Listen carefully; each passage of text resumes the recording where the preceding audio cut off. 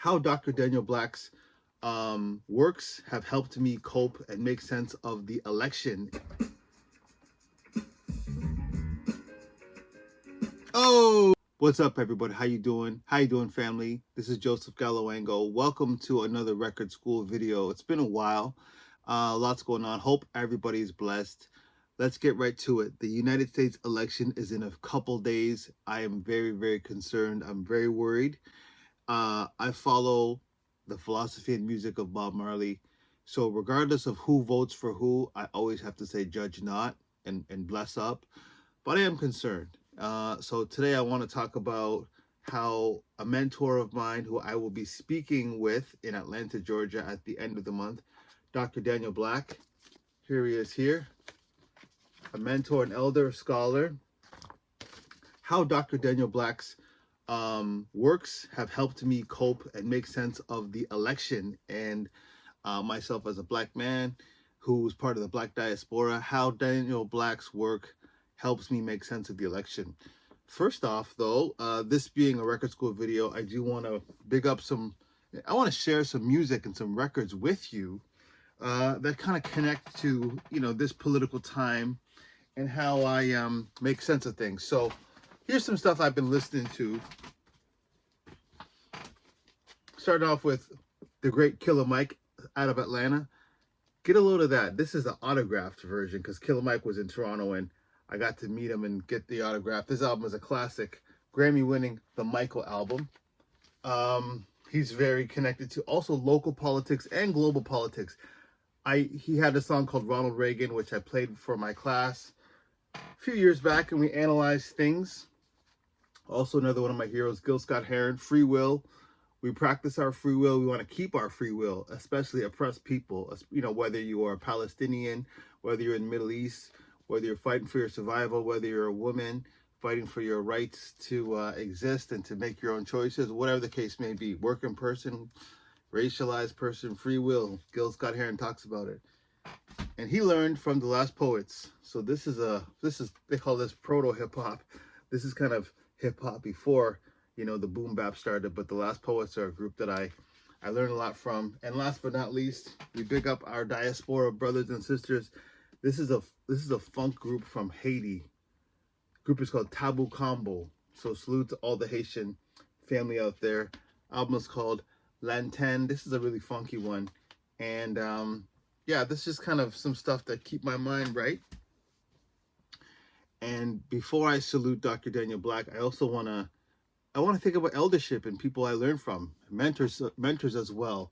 So these are some books that I kind of consider, have been reading over the years that connect to, okay, what is the political system, the machine? How do I figure it out? What did the other freedom fighters think about? What did Assata Shakur, Joanne Chesimard think about when she was fighting for her freedom in the Black Panther movement?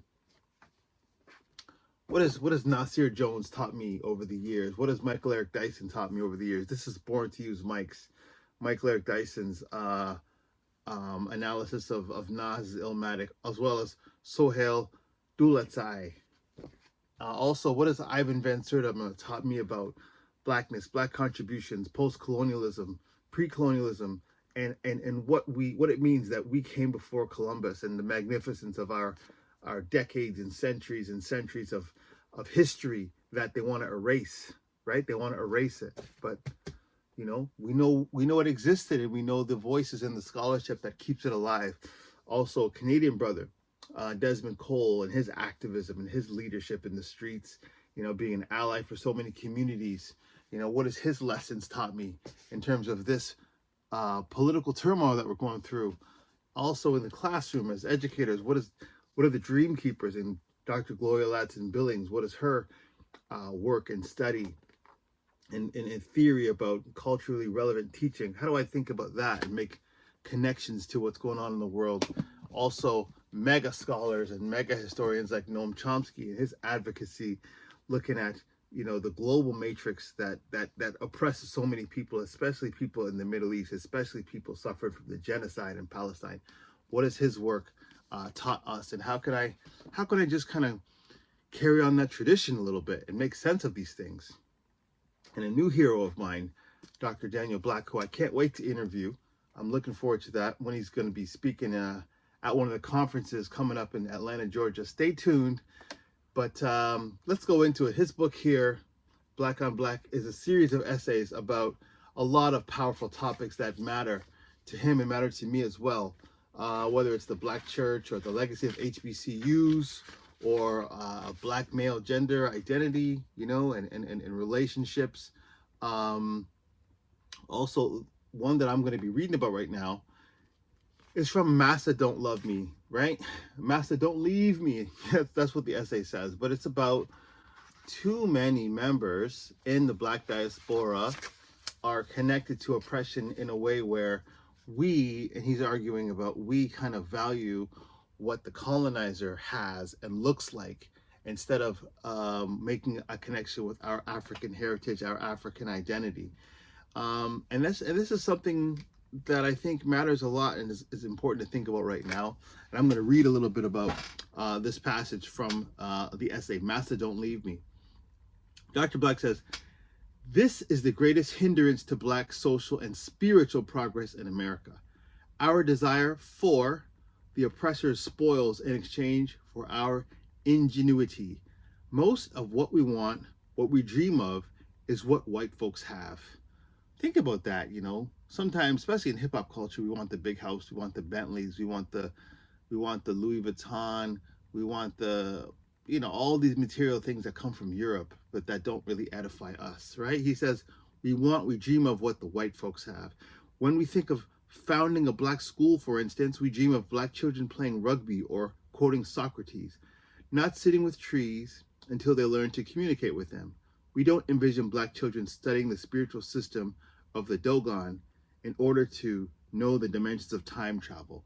The Dogon tribe from Mali, who discovered Sirius A and Sirius B, some of the brightest star systems centuries and centuries ago.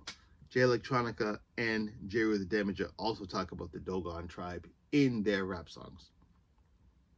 These are the things we don't envision. This is because our imagination is as enslaved as our bodies once were. This reality makes us adore and admire everyone except ourselves. He also mentions that I believe that freedom is the ability to construct the terms of one's life regardless of the difficulties one faces. The irony is that from the looks of things, the longer we stay in America, the more enslaved we become. Nat Turner chose freedom, although he knew it would cost him everything. Harriet Tubman chose freedom, even though slave catchers chased her a lifetime. Frederick Douglass constructed freedom by speaking truth, even though whites hated him for it. Shirley Chisholm ran for president in the 1970s because she believed she could lead the nation, whether others agreed or not. These ancestors knew something about themselves, their people, that don't require white authorization. They knew something about themselves very deeply because of their own connection to who they were, their identity. And that allowed, according to Dr. Black, them to make choices about what their freedom's going to look like, regardless of the cost. And if you think about the Trump administration and their policies, such as Project 25, or using the military to attack the enemy within, or sanctioning police to go ham on any protesters, or banning books, or making illegal things like diversity, equity, inclusion training, or outlawing studies of critical race theory or Black history, for that matter, we wouldn't be able to make any of these choices. If that administration gets in, we quite possibly won't be able to make these choices. And my country in Canada is probably going to follow suit. So I appreciate all these elders and their courage. I appreciate Dr. Black so much. And let me know what you think in terms of our choices, your choices to make, to choose what your own freedom looks like, tapped into your own indigenous identity. What does that look like for you? I would love to hear some comments. I would love to keep this conversation going. And I appreciate all the support. If you want to like and subscribe to Record School, this is my first video I've done in a while, so I do appreciate it. And please tell me what your thoughts are about the election, about Dr. Black. If you've read some of his other books, such as The Coming, I want to know. Stay tuned, and peace.